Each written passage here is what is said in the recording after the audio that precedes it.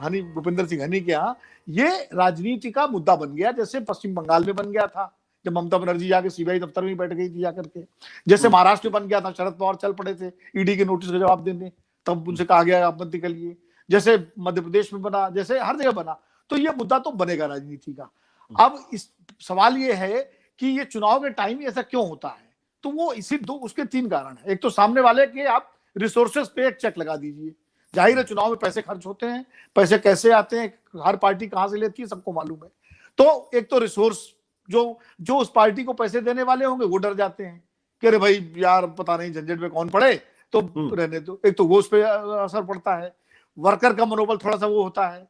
तीसरा, आप उसको दागी बता दीजिए, जैसे अखिलेश यादव को लेके प्रधानमंत्री जी ने कहा कि समाजवादी का की जो है वो गंद फैल रही है, तो आप उस पर, तो इस तरह ये सारा इलेक्शन स्ट्रेटजी का भी एक हिस्सा बन जाता है जब इस तरह के छापे पड़ते हैं। और मुझे लगता है पंजाब में भी इन छापों की गूंज चुनाव में रहेगी उसको। और एक जो रीजनल आइडेंटिटी की राजनीति है, ये इस देश में हाल के वर्षों में नरेंद्र मोदी जी ने बहुत ढंग से गुजरात में इसको खेला। जब भी केंद्र सरकार की कोई एजेंसी एक्टिव होती थी, वो गुजराती अस्मिता का सवाल उठाते थे। उसी कार्ड को पश्चिम बंगाल में ममता बनर्जी ने इस्तेमाल किया, उसी कार्ड को नीतीश कुमार ने 2015 में इस्तेमाल किया जब डीएनए का सवाल उठाया गया, और उसी कार्ड को भूपेश बघेल ने छत्तीसगढ़ी के रूप में इस्तेमाल किया। वही हरीश राव उत्तराखंडियत का नाम लेकर के उत्तराखंड में इस्तेमाल कर रहे हैं, और चन्नी जी पंजाबियत का नाम। तो देश में इस समय राजनीति regional identity versus central party के बीच में हो रही है।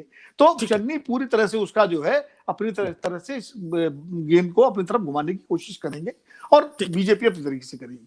अजय जी, ये जो पंजाबियत का जो सवाल खड़ा किया है, इसके पहले इस तरीके का सुनने, कम से कम कैप्टन अमरिंदर सिंह इस तरीके से नहीं उठाते थे, लेकिन चाहे प्रधानमंत्री की सुरक्षा का सवाल हो, चाहे ईडी का हो, वो पंजाबियत का सवाल खड़ा कर रहे चन्नी।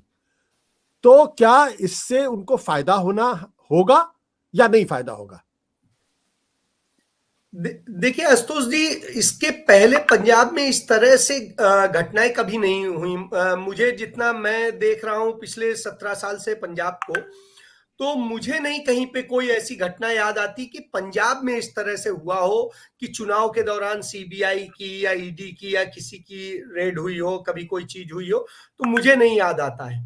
मैं तो जब ये घटना हुई इसके बाद में मैं एनफोर्समेंट डायरेक्टरेट की वेबसाइट पे गया और उनका विजन है उसको मैंने जब पढ़ा, तो कहते हैं कि वो 100% जो है कंप्लायंस करते हैं constitution of India and law की, और उसकी और बड़ा फुल एंड फेयर वो करते हैं। जिस तरह से मुझे बड़ी हंसी इसीलिए आई कि यहां पर जिस मसले को कह रहे हैं, यहां पर तो मनी लॉन्ड्रिंग का कोई केस ही नहीं था, सबसे बड़ी बात ये। और खनन वाला जो सब्जेक्ट है वो स्टेट सब्जेक्ट है, उसमें कूदने जैसा कोई चीज समझ में नहीं आती है यदि कोई चीज है तो। और जब नहीं है तो फिर आप क्यों कर रहे हैं?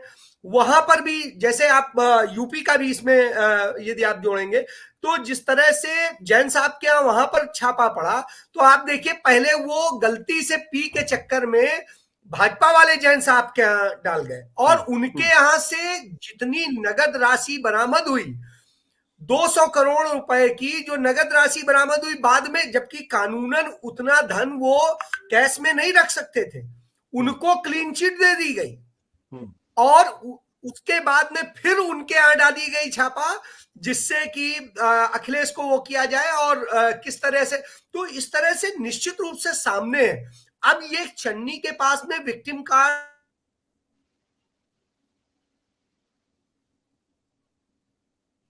ऐसा लगता है जैसे कि अजय जी से हमारा संपर्क टूट गया है, उनसे नेटवर्क। कुलदीप, आप उसको कैसे देखते हैं? क्या आपको लगता है कि ये जो पंजाबी अस्मिता का सवाल है, इस कार्ड को अगर चन्नी चलेंगे तो उनको फायदा होगा या नुकसान? जी फायदा होगा यकीनन। आशुतोष जी आवाज आ रही है? हाँ, बारी आप प्लीज, कुलदीप जी आपके पास आता हूं। अजय जी अपनी बात पूरी करिए। हाँ, तो मैं ये कह रहा हूं, तो विक्टिम कार्ड खेलने का चन्नी के पास में पूरा मौका है। और देखिए कांग्रेस पार्टी ने जो ये बात कही है उसके पीछे वजह है, क्योंकि इस मसले पे जो खनन का मसला है, हनी का नाम पहले भी एक बार आया था बादल सरकार के समय में, उस समय भी जांच हुई थी, और बादल सरकार के समय में भी कोई चीज नहीं हुई थी। आखिर में उन्हें माना गया था कि उनका कोई रोल नहीं है। तो उसी चीज को वो किस तरह से फंसाएंगे, किस तरह से करेंगे, इन सब चीजों का एक खेल है। और ना ही हनी को आज तक कभी ये देखा गया है कि वो कहीं चन्नी को फंडिंग करते हैं या कुछ करते हैं, ये भी नहीं है। तो इस दृष्टिकोण से कोई बहुत बड़ी इशू नहीं है। पंजाब में कभी हनी का नाम किसी निगेटिव अर्थ में भी नहीं आया है। इसलिए जो पंजाब की राजनीति को समझते हैं और देखा है, उस हिसाब से नहीं लगता है। और पंजाबियत से जोड़ने की जो बात आपने कही वो इसलिए है क्योंकि इस समय पंजाब इसी बात से नाराज है क्योंकि नरेंद्र मोदी ने पंजाबियत को बदनाम करने का काम किया है, ये पंजाब के लोग मानते हैं। और यही वजह है कि पंजाब में अब पंजाबियत की बात हो रही है, दलित बात हो रही है। इन्होंने कहा था हम अपना मुख्यमंत्री का चेहरा दलित घोषित करेंगे, लेकिन इन्होंने नहीं किया।